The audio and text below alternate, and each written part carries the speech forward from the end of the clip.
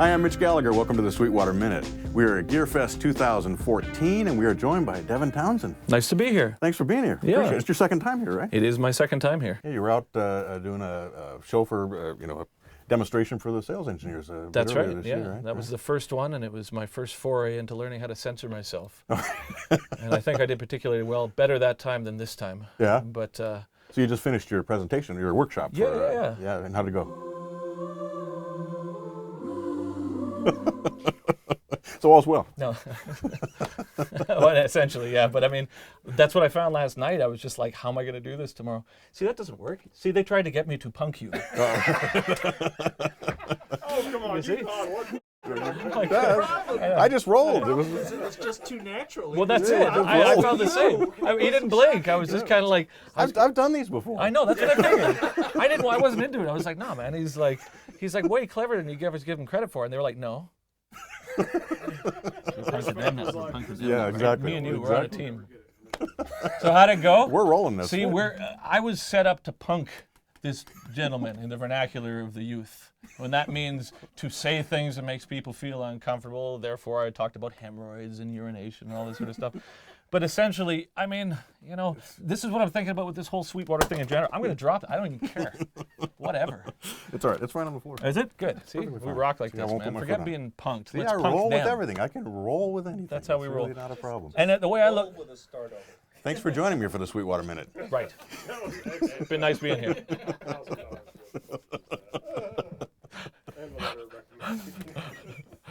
Are we still going? Let's just keep going. Let's just keep going. Okay, so essentially my whole whole view on this whole Sweetwater thing is my creative process is tied to not having to second guess or think about it. Mm-hmm. And then when I'm put in a position where you have parameters of any sort, where it's like, well, you can't show, you can't say, or Right. any of these heavy words, then all of a sudden you're put in a position where you have to edit yourself. And then I feel like I've got this external sort of third party that's policing it. Mm-hmm. And my only problem with that is I become a liability instantly. Because when I was 15, it's the same thing. My dad says, don't listen to Wasp. So I was like, I'm going to get the Wasp album. Right. And I've realized when I'm trying to figure out what I'm going to do with my life and career and all this, obviously public speaking is something that is going to become a liability at some point. Because as soon as someone says it's really important that you don't talk about pink elephants, I'll be like, pink elephants, what do you think? So that's how it went. Well, that's great. Good. That was great. Nice to see you. Yeah, you too. This has been the Sweetwater Minute. This is Mitch. Exactly right. Exactly right. I wish I could have been there. I was in another thing, but I'm glad to be here with you now. Yeah, you too. Right. So let's ask. Okay, here I go. Legit question answering. All right. Go. Oh, I thought you were going to ask me. Okay. So, my friend, how many of these have you done in a day? The most I've done in a day is 7. 7. And today? Today there will be 6, I believe. When you find yourself in the presence of an artist who you have an odd rapport with, how do you combat that? By just pretending like there's nothing wrong at all. Really? You just roll with it. Has that ever gotten you into a position where you legitimately resent the artist? Never. Really? Never once. That's very, very... Yes. Artists are artists. You have to let them be artists. That's exactly what I feel. What if them being the person that they am puts them in a position where they're a liability? Do you just not invite them back? As long as there's not violence involved. I agree with that. We were talking about that earlier. Anything that's sadistic, I have no patience for. But, a little bit of... Whatever it takes. Your turn. All right, great. So, you started out as a metal guitarist. You remain a metal guitarist. I think I do. And vocalist. Tell us what Noisescapes was. Noisescapes was the demo that I had made when I was 18 years old that I had sent out in a bunch of pairs of my old underpants, believe it or not. And I had taped the cassette to the crotch and sent them to Metal Blade and Relativity. And Relativity signed me and showed it to Steve Vai, and then he, I guess, in his own lack of foresight, thought that it would be a great position to put himself in, to have some snot-nosed 18-year-old Canuck who has a propensity for underpants sing on his record. Right. That was Noisescapes. Right. What is Punky Brewster? Punky Brewster was my reaction to, about 1994, the music that was currently the only thing that was selling was when bands decided that they were now punk rock. Specifically, the bands that decided to abandon any aesthetic that had defined them as being anything other. So now they're like, well, we're punk rock now. So I decided that my way to assure my lack of success at that point was to make a record that was a satire of that whole thing. And it was not successful. I think it was. I still know the name. I found it. You do? Yeah, I found it. So there you go. There you go. Success. Nice. Yeah, exactly. Yeah, yeah. So from there, strapping young lad. Yes, sir. And tell us the story there. I don't understand fear as an emotion, nor did I understand anger, and so I had them confused. And I think that my childhood was based with a mother who was a result of a family that was emotionally abusive, and so her reaction to anger was to suppress it in her children. And so I found myself doing that up to the point where it became something that I couldn't focus on because of Steve Vai and my inability to articulate my emotions. So Strapping Young Lad became a vehicle ultimately for me to explore anger, but it resulted in the latter part of the career as me having an awakening that, boy, this is fear-based. This isn't anger. This is absolutely fear-based. So by working through it, I think I've gotten to a point now where I understand it better, and I'm not angry at all. Well, that's great. Yeah. Yeah, totally. Silent Can I frenzy. slide over here a little bit? No, it's all good, man. Your distance. Strapping Young Lad was a heavy metal band that was never an intention of mine. It just became something that was, my whole creative mind is just tied to whatever's going on in my life. And that's why, again, with most things, I become a liability if I've got parameters put on me. And I think that Strapping Young Lad is just an example of that. I had gone through a bunch of experiences in the music industry that were very contrary to what my fantasy about what it was going to be was based on. And then my way of articulating my emotional growth has always been, well, this is where I'm at. This is where I'm at. This is where I'm at. And Strapping Young Lad was the angry phase, I suppose. Right, right. So following that, there was the Devin Townsend Band and Devin Townsend Project. Indeed. And what's interesting is you've done more than 20 studio albums, 3 or 4 live albums, and things. Good at this. Well, good. The numbers stick with me. Yeah, you're good with this. It's the, what's interesting though is that though we've talked about you being a metal guitarist and vocalist, there's a lot of different styles, there are a lot of different genres, ambient kind of stuff, things you would almost call new age. Sure, yeah, of course. How does all that fit together? Where does all that come from, those different things? Well, I think that, one thing I've always taken issue with is when people label personalities or creative ideas as being crazy, when in fact, I think the definition of crazy is if you repeat something that you know is going to end in a certain circumstance and you continue to do it expecting something different. To me, that is a definition of crazy. But creative freedom is something that I think is really healthy and isn't necessarily encouraged because of what sells now, and everybody's so freaked out about the music industry that you have to keep these narrow parameters of what you're willing to express. Right. So for me, man, a human being, I wake up one day I'm in a good mood, one day I'm in a mood. It's like, and because my process is so tied to my situation and my circumstance, it's bound to happen. And not only that, because of my obsessive nature when it comes to the articulation of these albums, once I'm finished one, I'm like, God, I don't want to do that anymore. Right. Like you do something that's relentlessly brutal musically and emotionally, then as soon as I'm finished that, I think it would be incredibly unhealthy for somebody to say, God, okay, we're done. What's next? Let's do that again. Right. Great, this time it'll be angrier, right?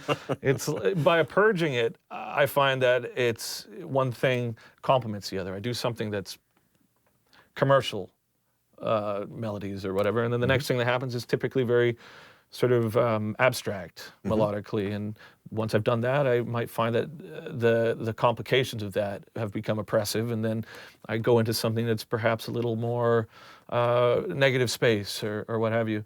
But it's never a conscious or premeditated decision. It's just what happens. And I wish I could control it, because that would have made a career, I think, after the first record, where people are like, wow, that's not bad. If you continue on that path, you probably do okay for yourself. I'm like, yeah, but now it's this dark new age country record, and it's, it's a metaphor and it's a puppet, and Right. But the reaction is like, oh, you're crazy. It's Right. like, no, I just am bored perpetually. So maybe that's another definition. Well, it works. It works. So we'll go deep here for just a second. We were talking about fear earlier, and as artists, there's always a component of fear for artists. Do I change something? What will my audience think? Will I lose listeners? There's a fear aspect of it. Of course, How yeah. do you conquer that, or how do you get past that? Fail. Yeah. Repeatedly, because I think that it's more of a not knowing conclusively. I think it's more of an ego-based thing where you're unwilling to move forward. And the reason for that unwillingness is that people are going to view you as being silly or not cool or what have you. But I think that if you get the failure over like really quick, it's like, wow, that was a terrible decision. And that even worse. Then at that point, you're only really accountable creatively to yourself. Because what are people going to say? It's like, I think it's a liability, again, if you have been in a situation musically or artistically where you've been nothing but a success. Because at that point, if someone says, well, come to the blues jam at the barn and jam, you can be like, I don't want to screw up. Right. You know, I'm a terrible blues guitar player, but I'll play it. Right. You know, because it's fun. Yeah. Yeah. Yeah. That can be hard to let go of, though. I agree. And I can't say that I'm a master of it, but I think that, you know, circumstance and kids and, you know, sobriety and all sorts of these things like that forces you as a human being to become accountable for yourself, puts you in a position where letting go of it is the least of your concerns. Right, You know? right, absolutely. You also mentioned creativity, and I'm going to really tie this together. You're here with ToolTrack. Yeah, of course. And their tools are designed to maximize the creativity for songwriting and record production and things. Tell us your connection to them and how you're using those tools. Endorsements for me have been a learning curve that has been fraught with ups and downs. But the thing that ultimately has become obvious to me in terms of endorsements is you have a relationship with the people, and in a lot of situations, if you have a rapport with the people that on some level relates to having a rapport with what they're creatively out to achieve. And with ToolTrack, I've become very close to a lot of the guys in that situation. And unlike other endorsement things that I've had in the past where they maybe, I found myself in a situation where I have to defend the product when I'm actually not really in a position where I agree with what I'm defending. This is totally convoluted, but I'm using big words to get paid by them. With ToolTrack, they make awesome stuff. I use it all the time, and I like the guys. There you go. There, thanks. Took me a bit. There you go. Yeah. $10 for that way. Undulate, $20. So are you using Easy Drummer 2? Yep, I use Easy Drummer 2. I use Superior Drummer. I use Easy Keys. I use the guitar thing. I use the producer's interface, which you only get if you hang out with the dudes there. It's actually really wicked. So what's next? For me? Yeah.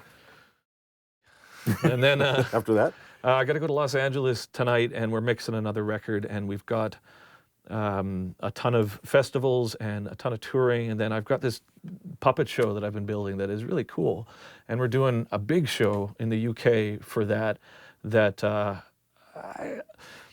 got kids, and I really want to play bass, and I really want to make birdhouses eventually. So everything I'm doing now, they say the fastest way is out is through. So I'm just purging it all in the same way that we did with strapping, in the same way we did with all of it. And the goals are eventually to, I don't want to make a ton of money. I just want to have a house paid off and not have to stress about it. And I don't need more gear. I'm good. Mm-hmm. I just want to, go to the beach more. Go to the beach more, and hopefully make a lot more music. Yeah, we'll see. I hope so. Yeah, I mean, I've been saying a lot. I think that once, they say why you're connected to music changes as you get older too. They say, well, why don't you listen to music as much as you did when you were 20? And I read something recently. They say, well, there's not as many firsts. The first time you lose your virginity, or first time a loved one dies, or first time you taste cumin, or whatever it is. These are all synapses that connect, and music becomes more significant as a result of it being a counterpart to those first experiences. And as you get older, it's, You've done it all. well, no, they become less interesting. It's like, well, this is the first time I've, so what, how are you going to relate to people? And for me, music for me was never a conscious decision. Like, well, I'm going to make music so I can go and make $1 million and play shows. It was, well, I'm emotionally, apparently incapable of expressing myself unless it's got some sort of veil like I've got up right now in order to do this. So when it comes to music, at least it's an honest outlet that reminds me that, that part of me exists. And all the rest of this smoke and mirrors stuff, where you're the talk show host is hopefully That's my gig. temporary. Yeah, I know. It's tiring though. As soon as we're finished this, we're both gonna be like, whoa. Okay. Not me, I'm excited. Really? Wait till tonight. This is over. You're gonna crash. Fall right over, I'm putting right? a bowl of Cheetos on my stomach and watching House Hunters International for the rest of the night. Sounds like a plan. I hear that, man. Thanks for coming in. Thanks, Mitch. Great to see you. We You too, appreciate man. you doing the workshop. And, It's been great. It's like I actually I'm very intrigued by what you guys do here, and it's obviously successful. So thank you. More power to you in the future. And if my brand of weirdness ever suits you again, let me know. Please come back. I'll be back. We'd love to have you. Cheers, man. Thanks. I'm Mitch Gallagher. Thanks for joining me for the Sweetwater Minute.